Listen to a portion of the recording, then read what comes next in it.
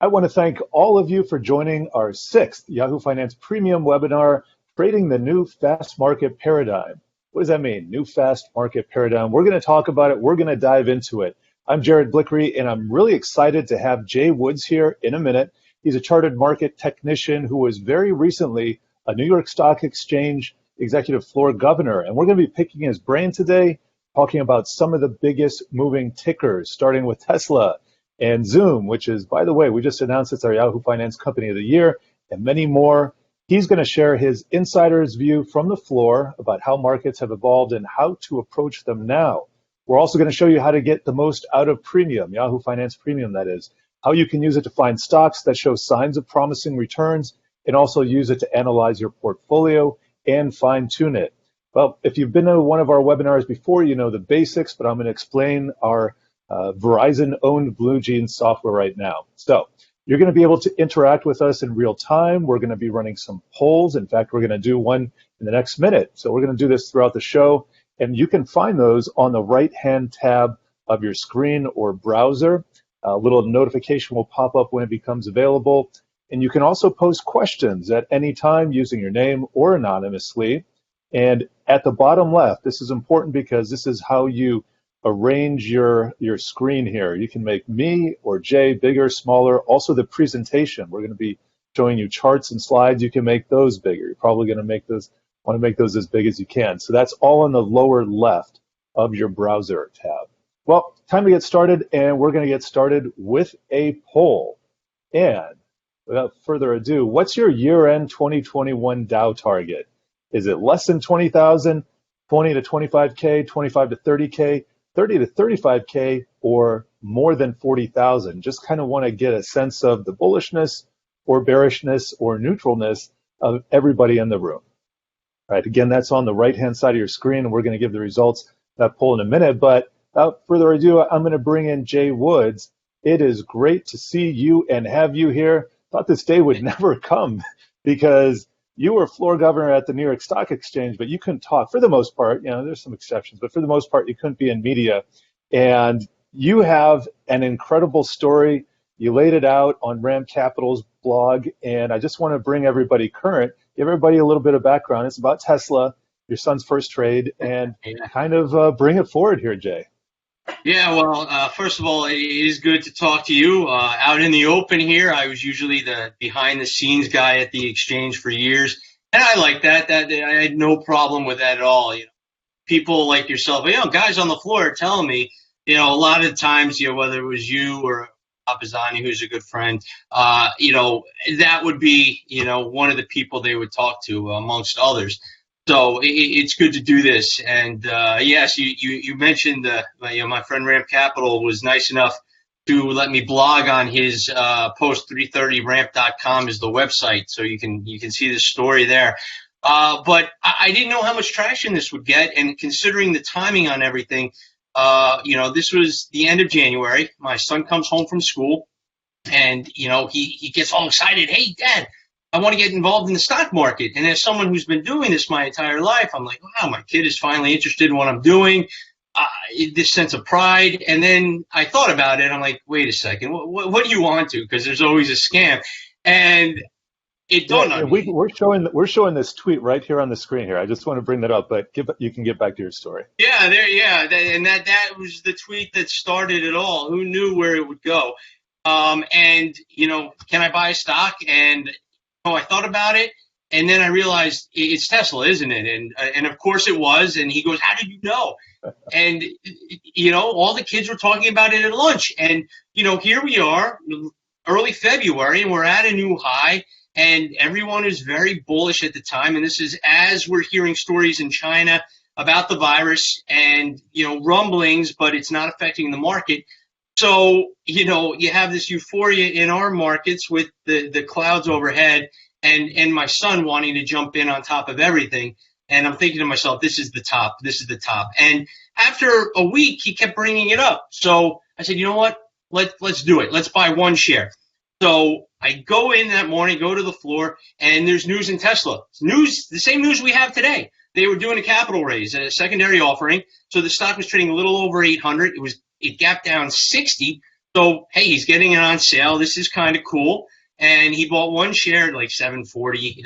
The story has the exact time. So it was, the gap down in February. So he bought one share at 740.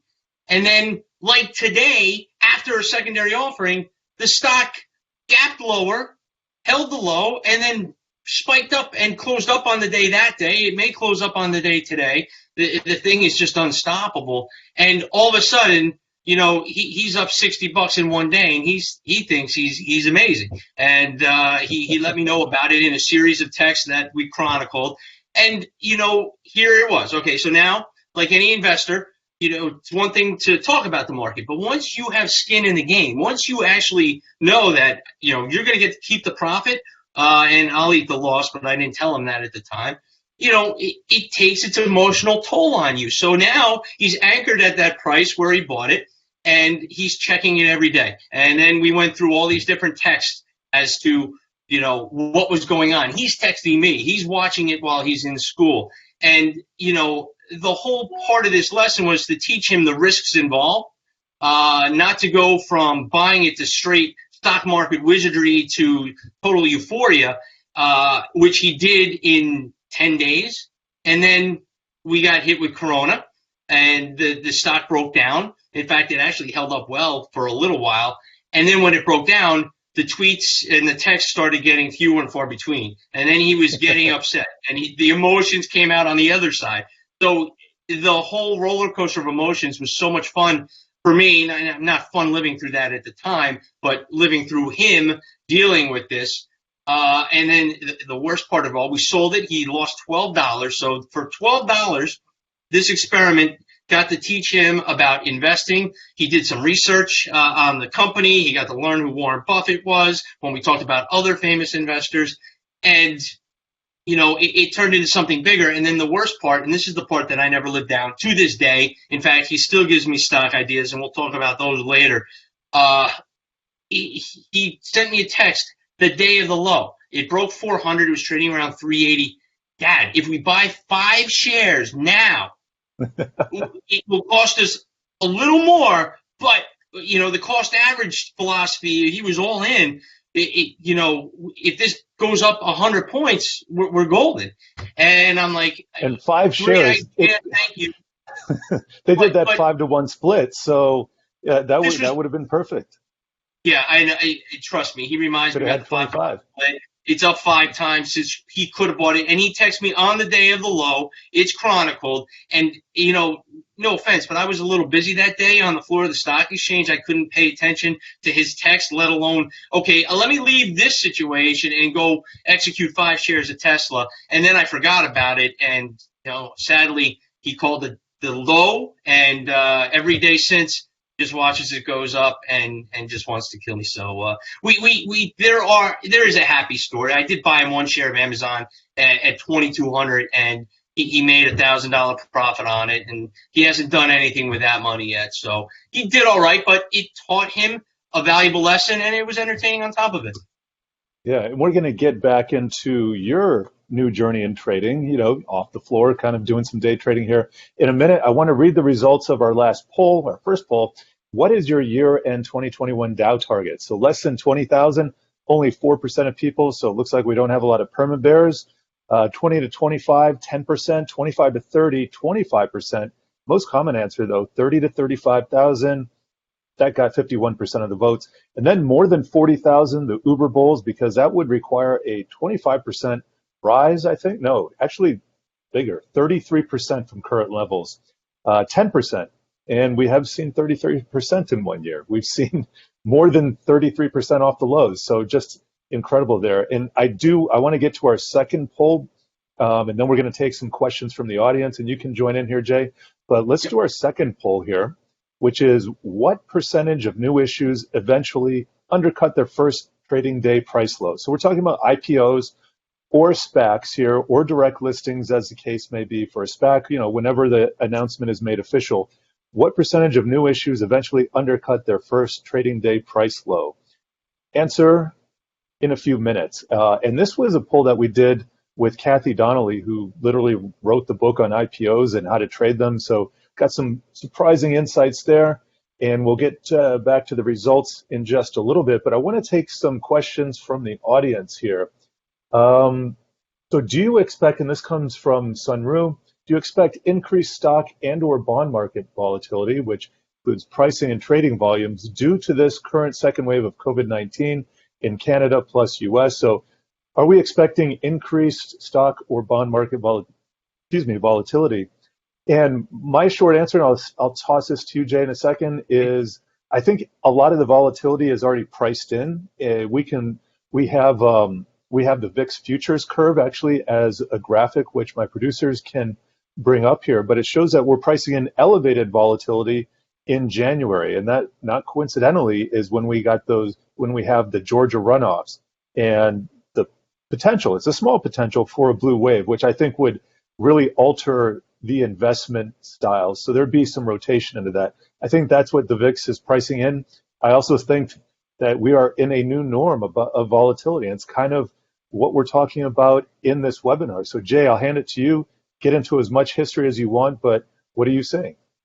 Yeah, well, I mean, it's a logical assumption that there'll be more volatility if there was another wave coming, but, you know, logic doesn't always play out in the markets. We've been relatively flat to trending up, and the volatility has been from pockets of different sectors that could be affected by the next wave of the virus or a heavy rotation. I think, Jared, your point to the Georgia election, that's what most people are kind of focused on right now, because if it was to shift Democratic, that could spook some people, because most people that I know like the split amongst the House and the Senate.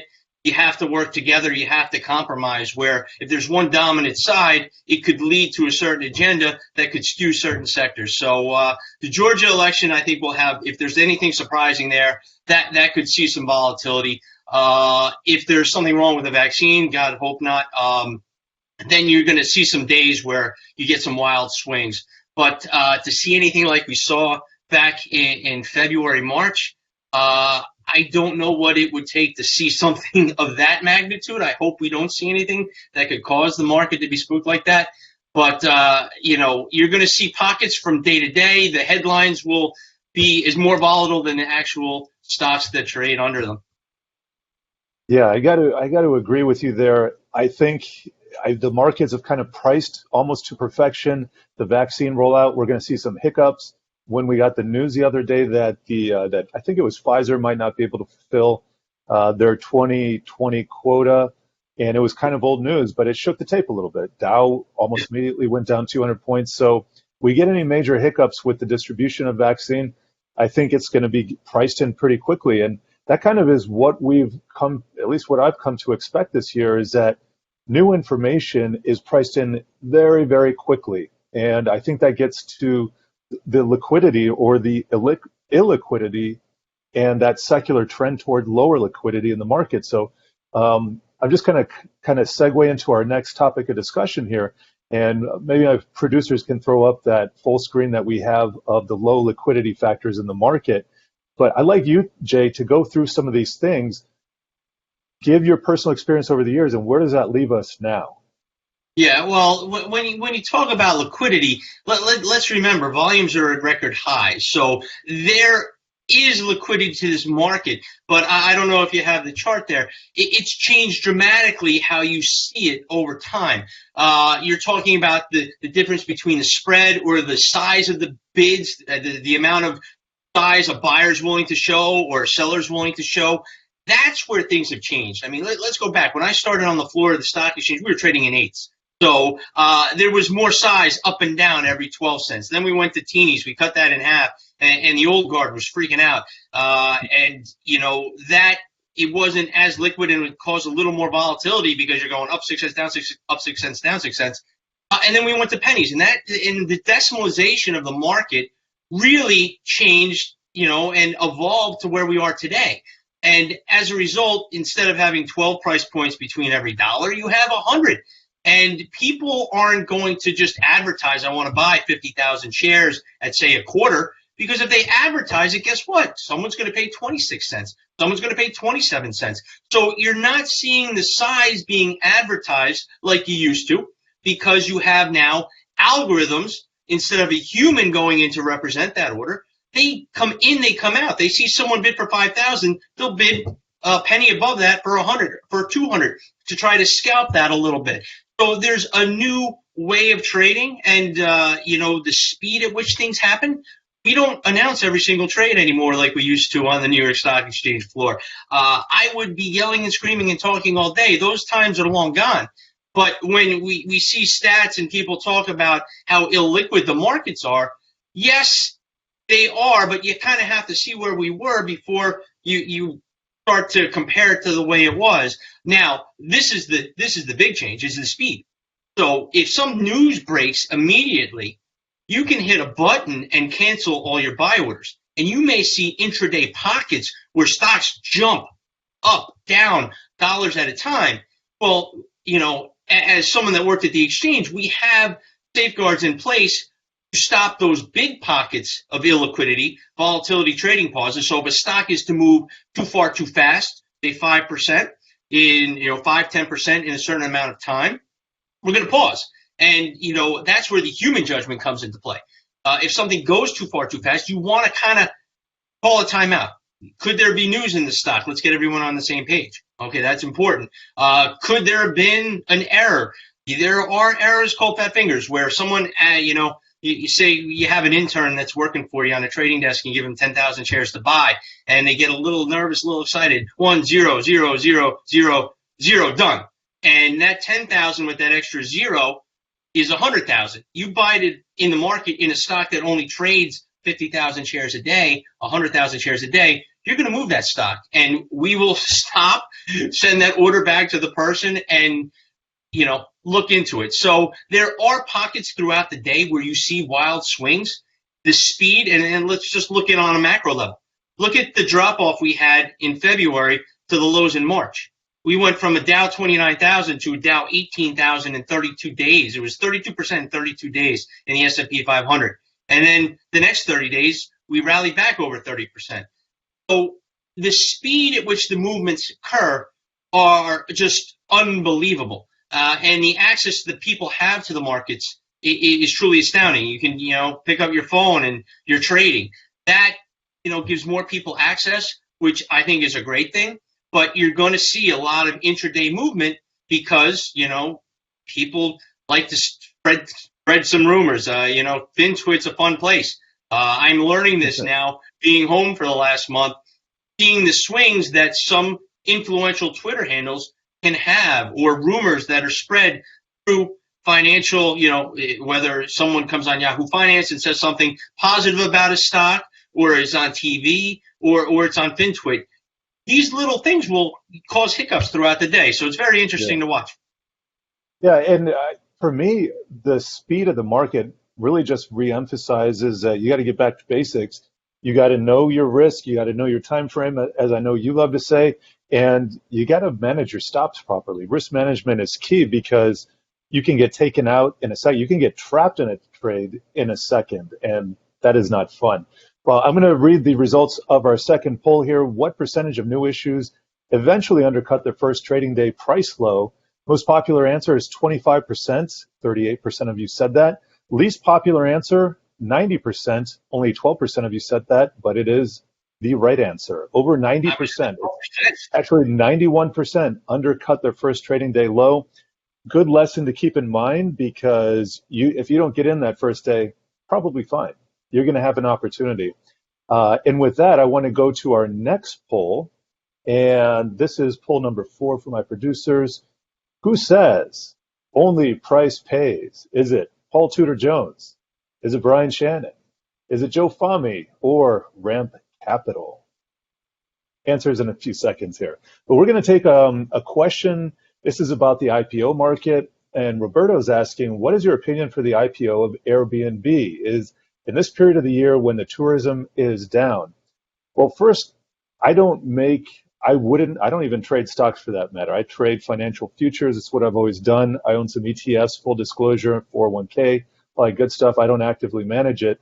But if I were buying an IPO, I wouldn't care about the fundamentals as much as the technicals. I'd probably give it 2 to 3 months just to watch what it does. that's what fits into my personal risk tolerance. But you want to talk about the fundamental story of Airbnb. I think they've done a tremendous job at pivoting this year. There's a lot of anticipation for this big unicorn IPO, but we've seen how these things do before. Uber and Lyft were the banner IPOs of last year, and they pretty much disappointed for a long time. They're still disappointing some people, but they seem to be off to a better foot. Profitability is a big thing in the current market. Maybe not so much with rates near zero, but if we get into a cyclical value-based rally, which is the reflation trade, some of these big tech unicorns could get left behind because they tend to do better under a low growth, low interest rate environment. So I'm just going to throw that out there. Any thoughts, maybe insights into what happens on the floor, Jay, on these IPO days? Yeah, well, this one isn't on the floor, unfortunately. It's over at the NASDAQ, but I do have great insight on these things. And, I don't tend to talk about, stocks individually. At least I didn't. So I'm not going to go deep in the weeds on this. But to say, one, I'm rooting for them because my college roommate works there, and he's been there for about 10 years. And this is a big day for him. I've been talking to him a lot. So I'm excited for him.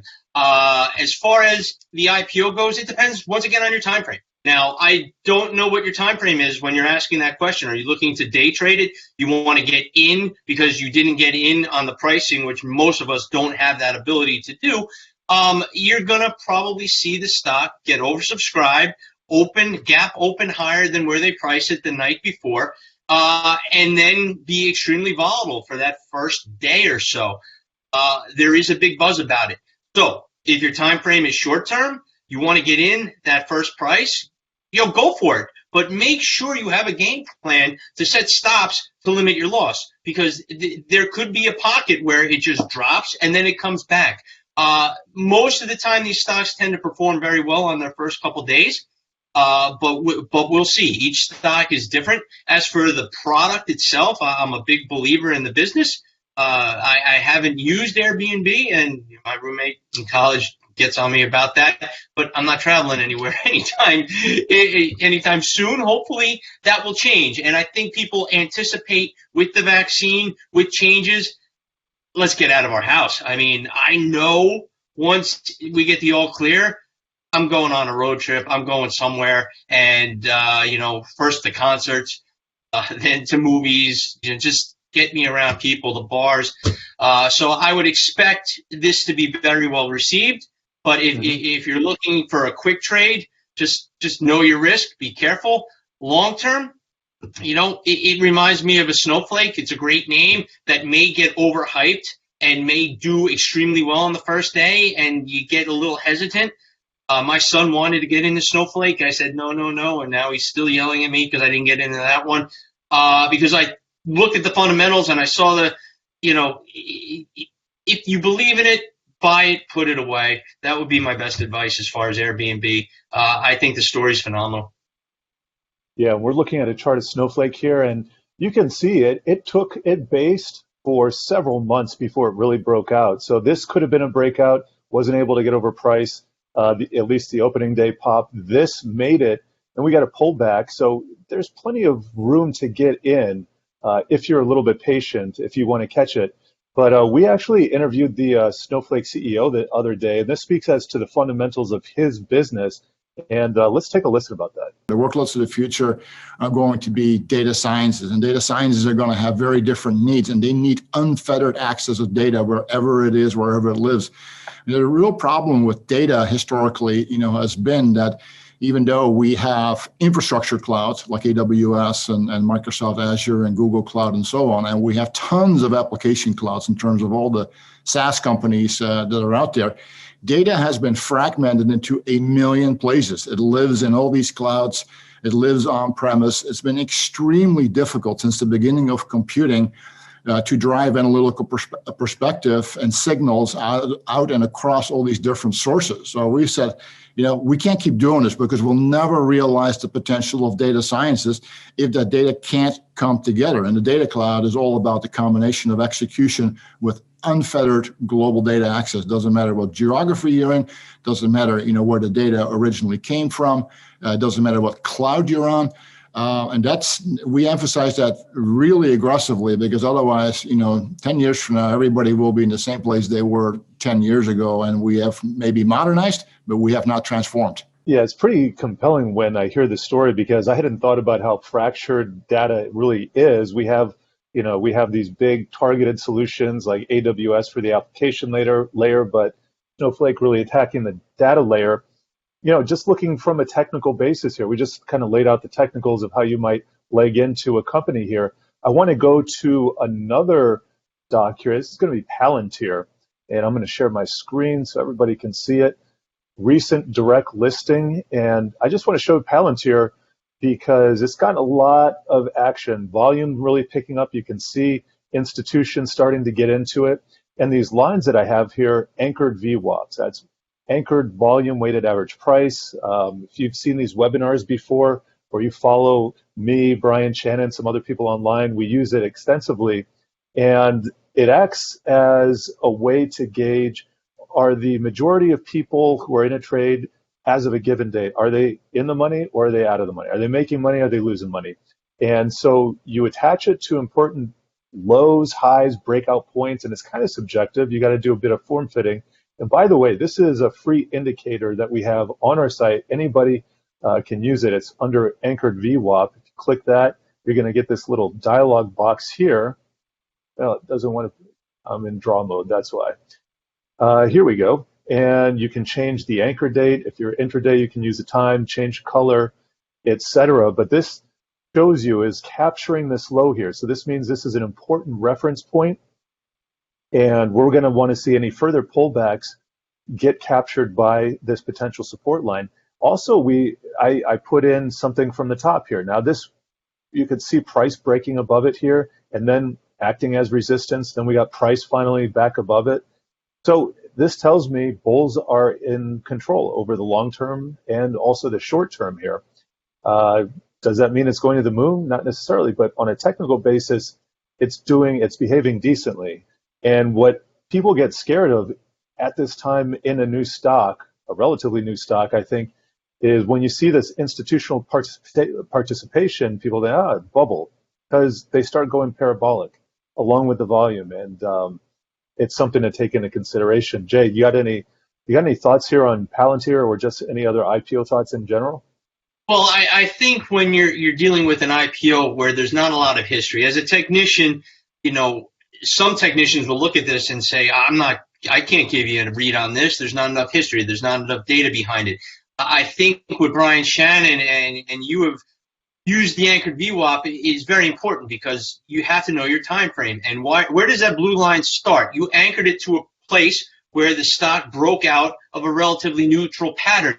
Something changed on that day. So let's focus in on that day. And basically, there was a spike in volume, a spike in price, meaning new people came into the stock. They are anchored to that price.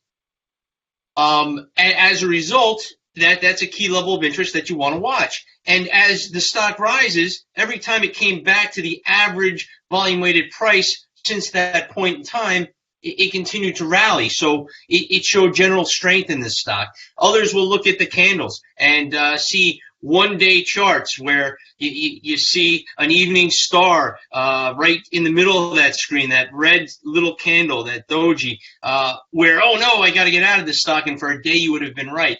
So once again, depends on your time frame. With a stock in the IPO process, I believe the fundamentals, and the CMT people may yell at me for this. If you believe in the company, you believe in the management, you buy it, you put it away, you don't look at it. The stocks that I buy from my own personal account on the long-term horizon, which is generally how I invest, are the stocks I use every day, the stocks I know. I've had Disney since my daughter was born for the Disney princesses. It served her well. Coca-Cola for my oldest. My youngest got Google. He's also the Tesla kid. This kid just gets lucky with everything he touches. But you buy what you know, you buy what you use. I bought Dunkin' Donuts after its IPO because I'm addicted to its coffee. It proved to, probably evened out when all things were said and done. But that's how I look at IPOs, more on the longer term, but they are tradable. They're tradable events, but you have to be very careful due to the volatile nature of them. And that's where I think the anchored VWAP is vital. If you're going to use one indicator from the technician side of you to trade that, that would come into play. Yeah, definitely words of wisdom there. Love it. And we're going to get to the results of our last poll now, of our prior poll, and then we're going to do one more. So poll 4, who says only price pays? Well, we've been talking about him. That's Brian Shannon. So that's our number one result, 44%. Second biggest result, Paul Turner Jones, 31%. Then Joe Fahmy, and then only 8% of people said Ramp Capital. We're not going to try and dox him. We're not going to dox him today. We're the same person. No, that's not true. But I'm disappointed in Ramp Capital votes. That's sad. I think we could have an entire 10-minute discussion on Twitter personalities and probably go over on that. I want to get to our next poll, poll 5 here, my producers. Top source for my trading decisions is, and we do this poll every webinar, and it gives us a handle on really what the people are looking at. So the first response is free advisory service. Second, paid advisory or subscription service. Third is Twitter, message boards, then financial media. That would be Yahoo Finance, Bloomberg, CNBC, etc. And then my own research. And I want to take another audience question here before I get to a demonstration of some premium features. Mark is asking, does the opportunity presented in Chinese growth stocks like Alibaba, Tencent, JD, Pinduoduo, Neo, Candy, Xpeng outweigh their policy risks? And I'll tackle this. The policy risk being the U.S. is kind of going after Chinese firms in a number of ways. President Trump has had his own agenda, but both sides of Congress, and there's bipartisan support, looks like we're going to have some regulations soon that Chinese companies have to have U.S. auditors apprised of their situation. There has to be more transparency there, and that's because there have been some spectacular blow-ups like Luckin Coffee, a number of other firms. So I think that's a good thing, actually. It's going to decrease the number of frauds. But then at the same time, you look at what happened to some of these stocks. For instance, Alibaba has come back recently, but it's just a little bit. So it's had a tough time. And you look at certain ETFs like EEM, which is emerging markets, Baba is the number one pick in there. And then you got Tencent and Samsung. So, I mean, we can look at Tencent too. A lot of these Chinese tech companies, they are the EM market. So I got the wrong stock up there. Where are you? Tencent. There we go.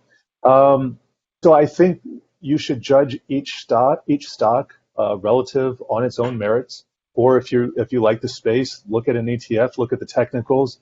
I think the policy risk for at least sharing auditors, that's kind of overblown. I think President Trump was more of a policy risk to Chinese stocks because there was another agenda there, and you can agree with it or disagree with it, but it looks like that's out the window now. So I would expect more cooperation, just a slightly friendlier tone going forward, but also keep in mind that there is that pressure by the U.S. on China to have these Chinese companies at least on a fair footing. And then the risk is bilateral because the Chinese have also been reeling some of their companies in. The new listings, the secondary listings, those have been going to Hong Kong instead of U.S. And there's a whole dynamic there. And Jay, you saw a lot of this on the inside at the New York Stock Exchange. Maybe just give me your thoughts there. Yeah, well, fundamentally, it's tough to kind of trust the numbers, and you get a little skeptical when you see a Luckin Coffee. If I was to trade the foreign listings, I would do it more in a basket point of view, where I'd buy an emerging marketing fund. Unless I knew something like an Alibaba, you can do some research on and know the company, know Jack Ma, and know the kind of person behind the company. 2019 China trade talk is what caused all the volatility in this market. And, one day we're in phase one, it's looking good, then we're up, then we're down, then we're up, then we're down. That's kind of gone by the wayside. But I would rely solely, if I was trading these individual Chinese names, I would look at the technicals. And if it's in an uptrend, I'd be buying it. And otherwise, I'm not basing anything fundamentally on any of those decisions. Yeah, I got to agree with you there. I mean, for me to make a decision, the chart always has to confirm it. It's always the final arbiter for me. All right, I'm going to get into Yahoo Finance Premium here to should be able to see my screen. And this is the dashboard. And this will show you what's in your portfolio. You can link it to your brokerage account or accounts. You can also manually put in tickers. This is just happens to be kind of random group that I put in over a year ago now. And so this is my watch list versus the S&P 500. It'll give you valuation cues based on the Peter Lynch model. Diversification, I happen to like this. For instance, it says 65% of my stocks are exposed to this one particular sector, which is communication services. Maybe I want to diversify. That in and of itself can be valuable information. And then it shows you your risk profile overall. So I'm only moderately aggressive right now. I click on it for some more details. It'll give me the beta, my market exposure just based on what multiple to the market my portfolio is. It'll give me volatility over time. That can be very useful. You can see what happened this year. And although the volatility is still elevated for this particular portfolio, as you can see, but did rise pretty quickly in February, March, and April. I think my favorite part of this is the investment ideas, because this gives you fundamental and technical actionable ideas. And here are just a couple of the ones that we've seen today. Here's AbbVie. This popped up. This is going to be a fundamental report by Argus Research. You can get all of their reports here. You can search by ticker, but this will just give you a little synopsis in this window. They're looking for 23% upside. Usually these are 12-month targets. And in the case of AbbVie, they're raising it. And this is based on their recent earning results. So if you want to see what it looks like in a chart, just loads pretty easily. And there you go. I'm going to also check out a technical. I do really appreciate the way our team has implemented some of these features here. I think we got to ADM before. There we go. So this will automatically identify technical patterns, and then you can actually see them. This happens to be an ascending continuation triangle. This gives you the midterm price target. This is also automatically generated from there. You have 13% upside until there. They're saying this is a midterm opportunity over the medium term, 6 weeks to 9 months. So that helps you with your time frame. And if we take a look at the chart itself, it's going to show you the pattern on the chart. And this I find very useful. I'm going to click out of all these other extraneous things here. Don't need anchored VWAP. But you can see we have this linear regression channel. It's nice to identify the trend. We have this nearly perfect symmetrical sideways pennant, and we're just waiting to break out. So usually these things favor in the direction of the original. Excuse me. They end up in the original direction here. So I would expect this to have an upside bias, but we really haven't definitively broken out yet. You might want to look for a little bit higher price on some higher volume. Kind of important for single stocks, or you could simply buy here, but you have some well-defined risk. If I were looking for a stop, I might put it below this low. It's going to be outside of that triangle pattern. So any number of different things you can do with these recommendations. In the end, you're responsible for your own trades, so you got to know your own risk management, how much you can tolerate. But anything, any kind of reward to risk ratio of 3 to 1 presents decent opportunities, and that's what we're looking for, Jay. I think if you can just talk about maybe now your personal journey that you've kind of gone through as you return, not from floor trading, but from floor trading to day trading again. Yeah, well, I mean, this is not something I wanted to be doing, but I do find myself with a little extra time on my hands, trading a few stocks, and I look for setup something where the risk outweighs is much less than the reward. I almost reversed that. Yeah, that would be ridiculous. But any setup that looks good, I look for momentum swings. I'm trading stocks that I don't know what they do. I just know what the symbol is, which is exactly against everything I've done in my professional career, where I know the companies inside out. I know when their earnings are. I know what the analysts are saying. I know what analysts have more impact than the other analysts. But right now, for someone that's day trading, swing trading, I'm looking for setups. I'm looking for momentum swings. I'm getting in. I'm getting out. My biggest problem is the greatest problem to have. I get out too soon and I don't let my winners run. Have that problem, please. It's a great thing.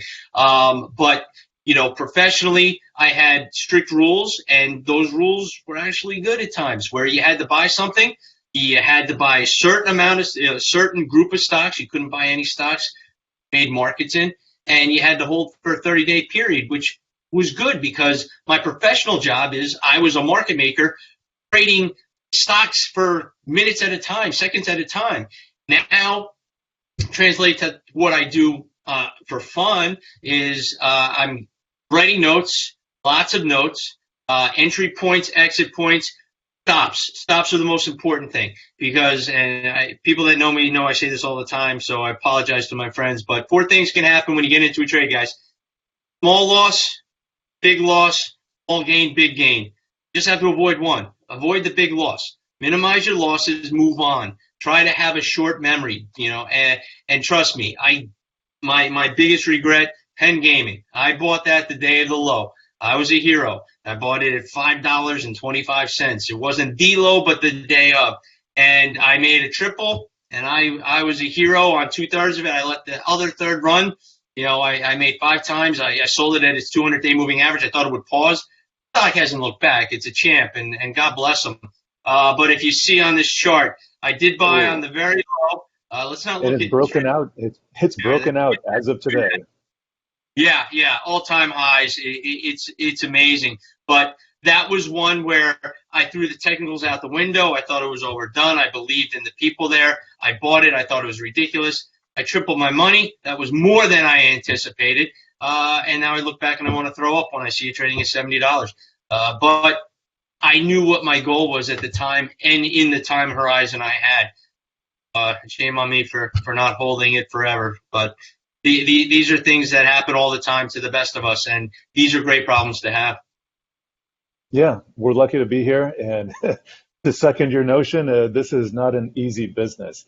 I want to take another question from the audience here. This is from Sicily. What are your thoughts on the correlation between precious metals and cryptocurrencies? This is a question for the ages here because everybody's been talking about rotation from gold into Bitcoin.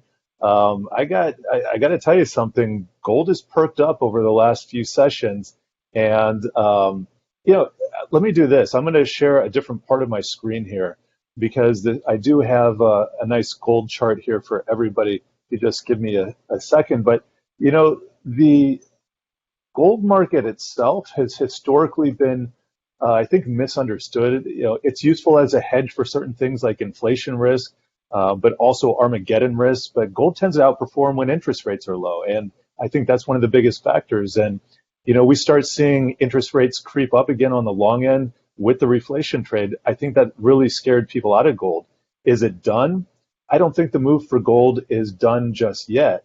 And here's my gold chart. This goes back, this is a daily candlestick chart, goes back to about May of this year. But I want to show this downtrend, and this is just one way how to look at a market.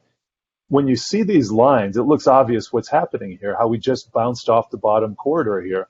But they're not that hard to put into place. I can just delete these. Once you have a top 2 points, so we're in a downtrend, create a parallel line here. Put it towards the bottom. Now, this was a little bit too low, but you know, you're capturing multiple points here. We just perfectly bounced off this low. Guess what this reference here is, 1768? Well, these were prior highs that served as resistance. So gold is a very technical market. And then you want to take a look at Bitcoin. Here's Bitcoin. Now, this is anchored VWAP from this particular line here. I'm going to be watching that going forward. This line here is Paul Levine's top finder, bottom finder. In fact, what we call anchored VWAP was invented originally in the mid-90s. This was before Brian Shannon independently invented it. And part of his Midas method, the Midas's anchored VWAP line, is this top finder, bottom finder. And this is showing that there's a lot of gas in the Bitcoin tank to go. It's only 58% done. Termination price of 27,000. That's way, way, way up here. Doesn't have to get there. And in fact, if price crashes below 17.5, I would say that this move is done, and it's going to have to consolidate for a while. But in the meantime, if I'm looking at this, is there a bubble in Bitcoin? Not seeing it right now. It could very well continue to the upside. Jay, we've talked about cryptocurrency a few times. I know you can read the charts, and anything else, maybe you don't want to wrap your head around the fundamentals. What are your thoughts on crypto right now? I'm strictly an equities guy, but I look at these things all the time. I'm not going to lie. You know, what I do with my own portfolio is I have a small exposure to gold and a small exposure to Bitcoin, very small, just to be there, just to follow it, just to have an idea what goes on. But I look at the charts. You know, gold can be extremely boring, but it's a good hedge if things get crazy. But it's not where the excitement is for me. Bitcoin, that's exciting. You need to buckle up. You need to, you know, really pay attention. And for traders that are obsessed with markets, you get to trade on the weekend. You get to trade all hours of the night. That's crazy you get to too. Sleep at all hours of the night. Yeah, and who knows that? You know, I remember they were going to add an hour to our trading day at the floor, and we thought that was insane. Now you guys are trading all night, all weekend long on the crypto. Well, like those guys at the London Stock Exchange. Yeah, but you know, it's something that I have a very small percentage, like 1% of my portfolio allocated to, just to be in it, because you never know. But I would never, you know, be one to go pound the table one way or another to say anything about Bitcoin or gold for that matter. I do want to play this one clip before we go. It's Mike Novograt's famous trader billionaire, and this is about Bitcoin and his position on it as well. We're nowhere near what 2017 looked like, right? It was driven by small retail investors. It was kind of the first people's revolution in lots of ways. It was the first global speculative mania we ever had. This rally is being driven by institutions slowly getting into the space, high net worth individuals, hedge funds, real institutions. You know, Bitcoin's become a macro asset to hedge against the debasement of fiat currency, both here in the US and abroad. And so that story has really taken hold. Bitcoin's always been valued as a social construct, very similar to gold, right? It's valuable because we say it's valuable. And as more and more credible participants get in, when Stan Druckenmiller says, I'm buying Bitcoin, I mean, Stan Druckenmiller is kind of God in the macro space. If there was a God, it'd be Stan. And so, you know, the credibility of the space just keeps growing. And we've hit this kind of inflection point where the network effects take over. You know, because if you're probably a Yahoo Finance watcher, you know, a younger generation, you know, Bitcoin is social money. Social money. And I love it when guests say Yahoo Finance. It just sounds a little bit more sophisticated. But on that note, I guess I'm going to circle back to Cicily's question here. I think gold has more potential. I don't think the run in gold is done. Typically that happens when you get ads for coins and gold dealers on your Facebook and Instagram pages. But Bitcoin is probably the new future, and I think it has a long way to go. So I'm going to wrap there. Really appreciate Jay Woods, you for stopping by here. Wish you the best in all your endeavors, and I'm sure we're going to be talking again soon. And hey, who knows, maybe there will be a time when you can talk again soon, but I'm always going to remember the days when we were standing by Cam 9 and just kind of shooting the breeze, talking markets. It was a great time. And I want to thank all the audience members here. Thank you for participating. Real quick on that last poll, I'm going to give the results. Okay, so the number one answer of the top source of my trading decisions is my own research, 61 votes. That is the right answer. Thank you, everybody, and we'll see you next time.